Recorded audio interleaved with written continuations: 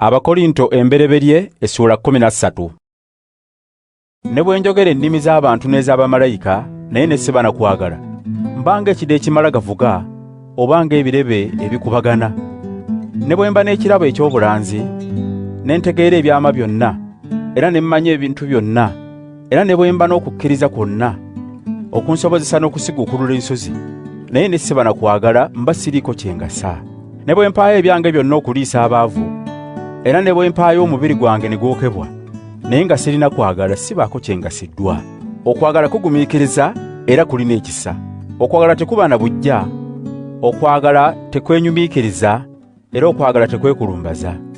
Tekukola bitasaana, tekunoonya byako byokka, tekunyiiga mangu, era tekusiba kibi ku mwoyo. Okwagala tekusanyukira butali bwenkanya, wabula kusanyukira mazima. Okwagala kugumira byonna, kukkiriza byonna, kusuubira byonna, era kugumiikiriza byonna. Ne bwe wabaawo obulanzi bulivaawo, ne bwe wabaawo ekirabo eky'okwogera ennimi kirikoma, ne bwe wabaawo amagezi galiggwaawo, naye okwagala tekuggwaawo. Okumanya kwaffe kwa kitundu n'obulanzi bwaffe nabwo bwa kitundu. Naye ebituukiridde bwe birijja, eby'ekitundu biriggwaawo. Bwe nali nkyali muto nayogeranga ng'omuto, naye bwe nakula ne ndeka eby'obuto. Kaakano tulaba kifaananyi bufaananyi ng'abeerabira mu ndabirwamu eteraba bulungi, naye luli tulirabira ddala bulungi.